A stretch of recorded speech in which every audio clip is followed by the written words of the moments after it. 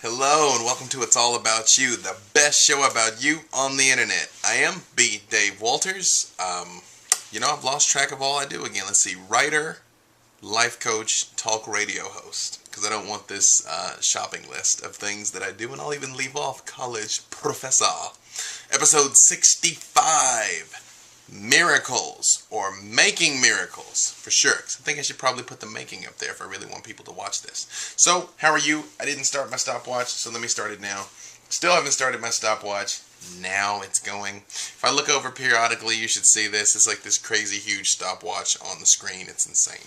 So, I am in such a good mood because some fantastic things have manifested for me, and I decided I wanted to share some stuff with you because it's tough being in this situation, being a coach.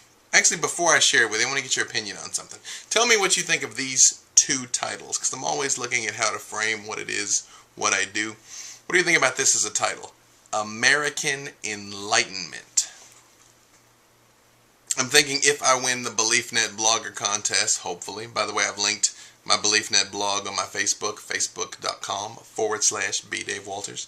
If I win that, I'm thinking American Enlightenment. If not, maybe a book title. I don't know. I like that. And the other thing is a description of what I do. What do you think about this? The Life Doctor. It's good, bad, makes sense, don't make sense. So who knows? It could be like American Enlightenment with The Life Doctor, B Dave Walters. Because, I think you've caught on to the fact I do like a little bit of everything. That's the hard part. You don't want to get caught into this, like, I'm a screenwriter / producer / director / model / bartender / bare knuckle fighter. With people that give you too many things they do, it really means they don't do much of anything. But I really do like 9 million things. So I'm trying to figure out a way that I can kind of encapsulate it. Because if you've been following my work for any amount of time, I can really help almost anybody with almost anything. So I think The Life Doctor kind of captures that. So tell me what you think. American Enlightenment and or The Life Doctor. Yes, no, awesome, corny, you tell me. Okay, so things that have been going on. Now, like I was saying, it's tough because I'm trying to maintain a certain persona, as it were, in these videos and in my writing as being a person who kind of has it together and knows what I'm talking about. But what goes hand in hand with that is sometimes when I have my own difficulties, I have to kind of keep some of that away from you because I have to make sure that you know that I have everything under control.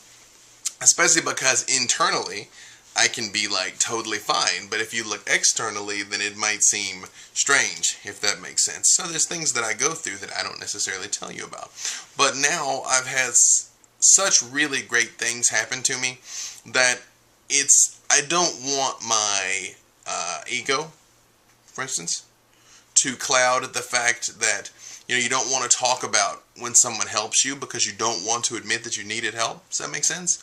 But I think that's the wrong way to look at it. I think that is not showing the appropriate level of gratitude for the blessings that have come to me.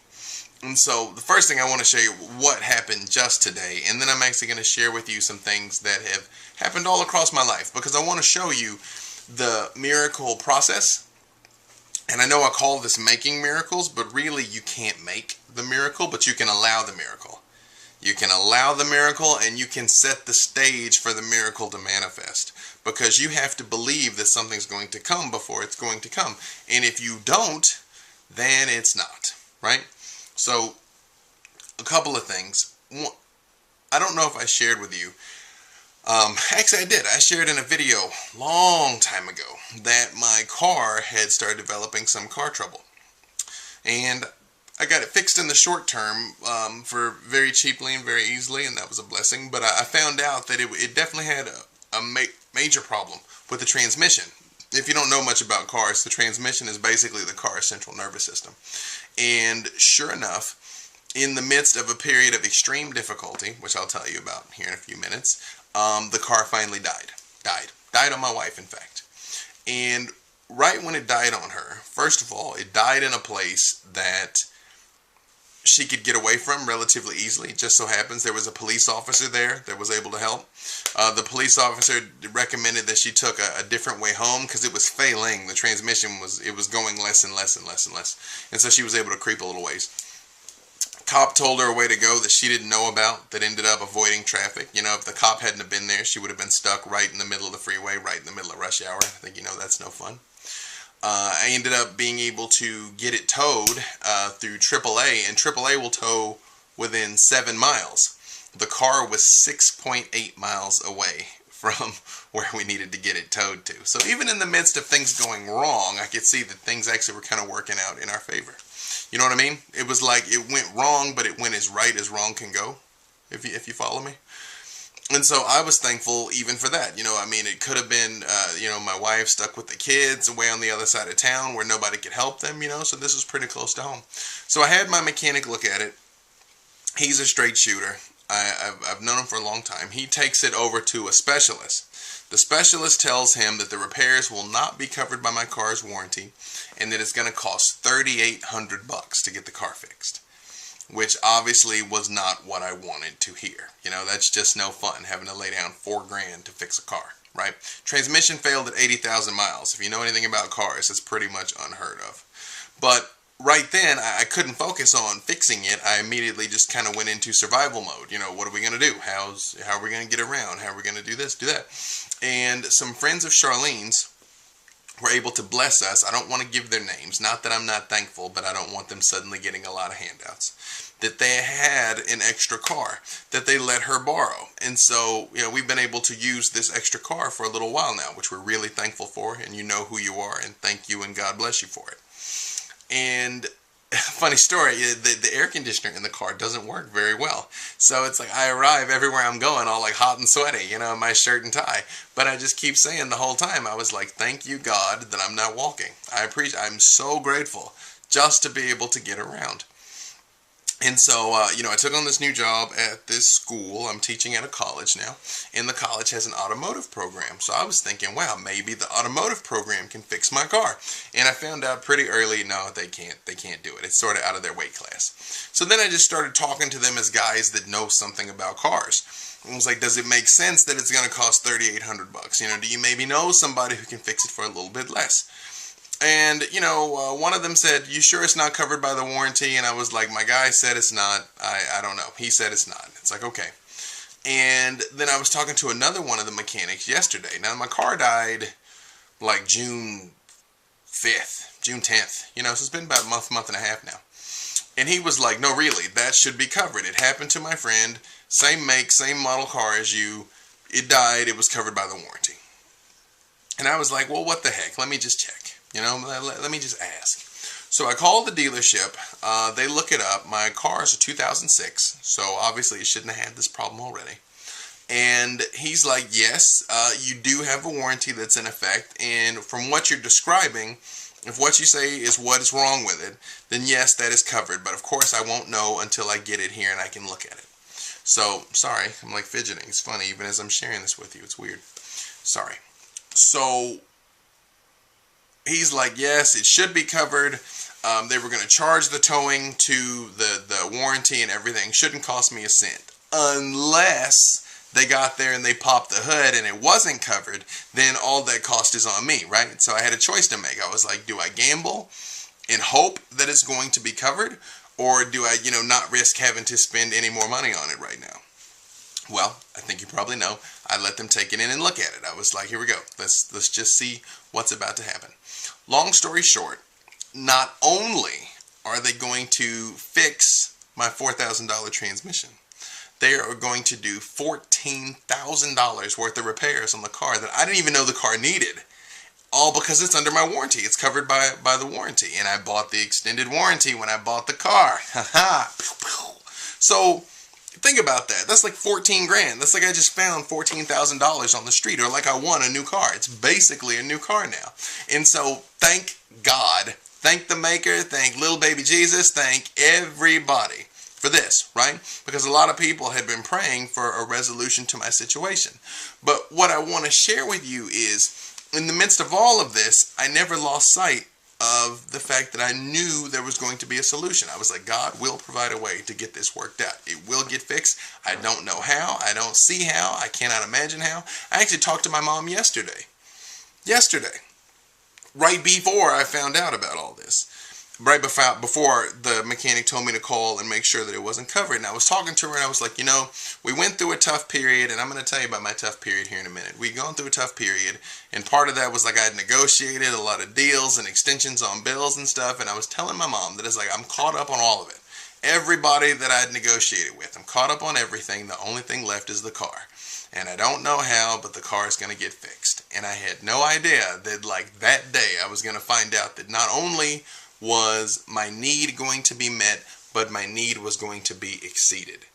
And that is the story of my life. My needs being met and my needs being exceeded. Okay? And the reason why that is because I always stand in faith of the fact that it's going to happen. That my needs will be met and that my needs will be exceeded. I would have been totally within my rights to be like, oh my God, the car, and got to spend $4,000, and you know, I'm not even done paying it off, and it shouldn't be this way, and blah, blah, blah, blah, blah. But I never went there. I was like, well, it happened. Got to find a way to fix it. And God delivered a way. So, amen to that. Now, here's the kicker.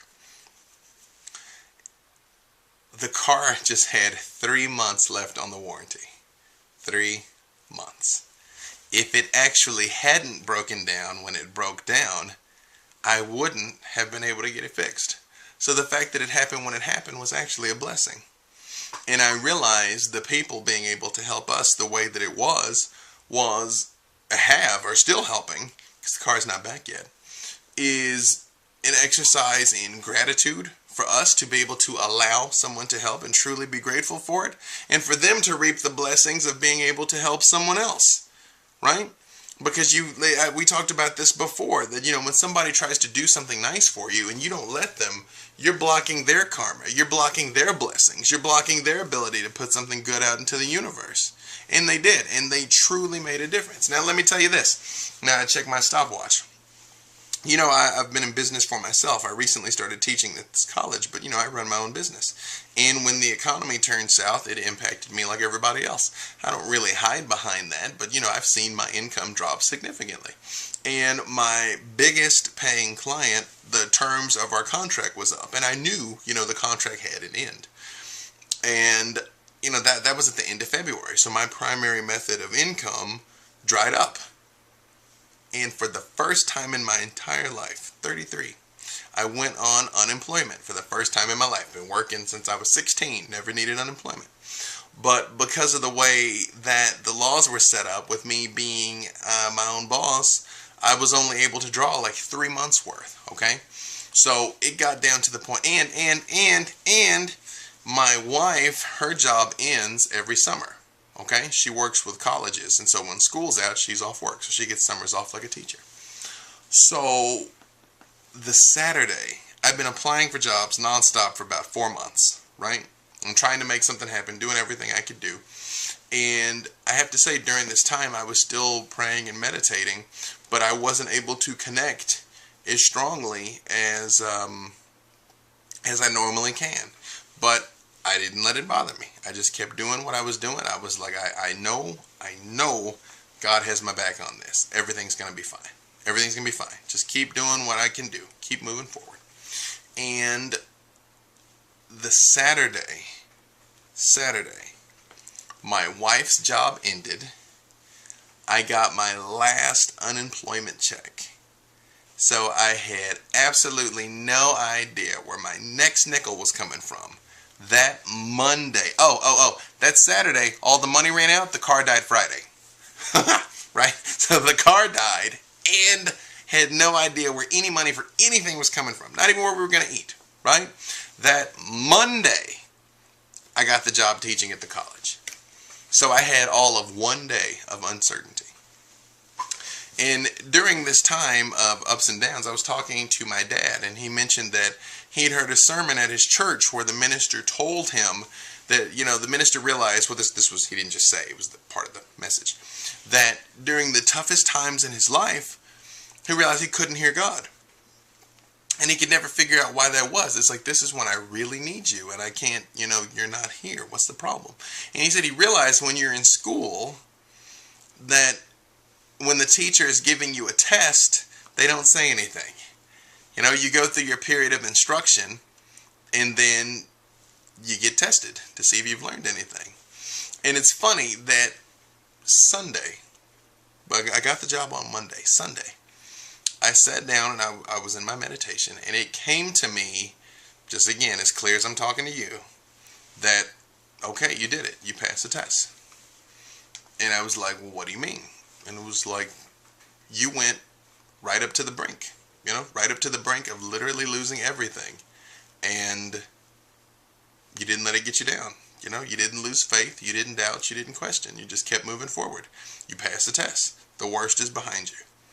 And I was like, well, that's good news. I'm glad to hear that. And sure enough, it was that Monday that I got the job.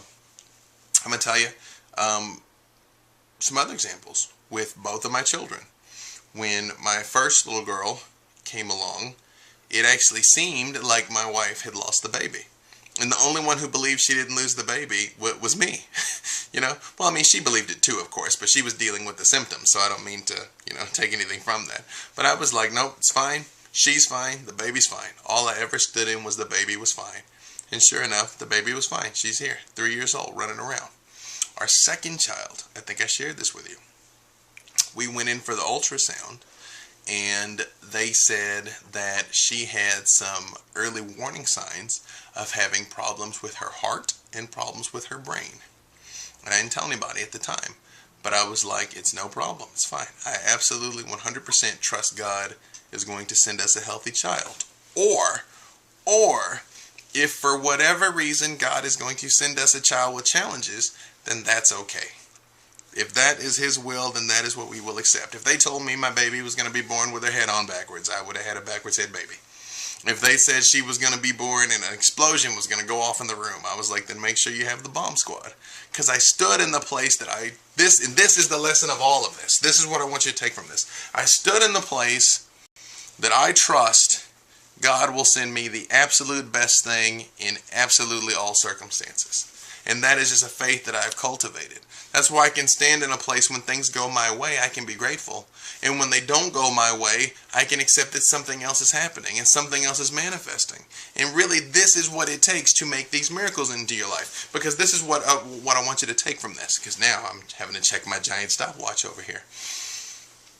When you cling to things, when you worry and you stress and you doubt, you block the universe's ability to send good things to you.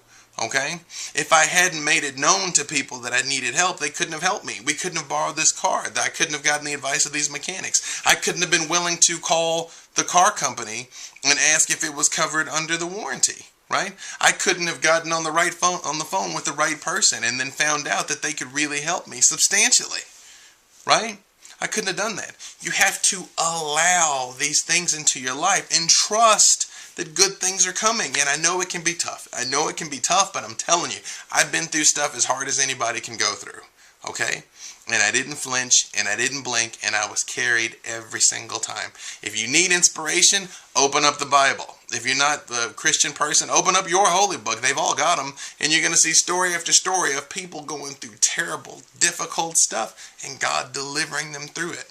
That's the thing. That's what I want you to invite you to have. If you want to be in a place where you can manifest miracles in your life on cue, then just start believing that you can manifest miracles in your life. Believe that your life is good, that the world is good, that the universe is good, and that God is good, and that you're good, and that you deserve good things. And when you start to believe that you deserve good things and that God wants you to have good things and God is capable of sending you good things, then surprise, surprise, good things will start to manifest. But don't cling too tightly to the fear and the doubt and the anxiety and the worry, because all of that is wasted energy. Okay? I'm about out of time. So I'm going to start to wind this up. But I want you to know I'm not telling you what I heard. I'm telling you what I know. Okay? Believe and trust in mountains will move for you. I promise. And if you need help, send me a message. I'll do anything I can for you. You are great. And I love you. Hit me up. Facebook, MySpace, Twitter, YouTube, everything. /B Dave Walters. Okay, we'll talk soon. Bye. Oh, hey, radio show recordings up on the website. About to go broadcast live right now. Facebook.com /B Dave Walters.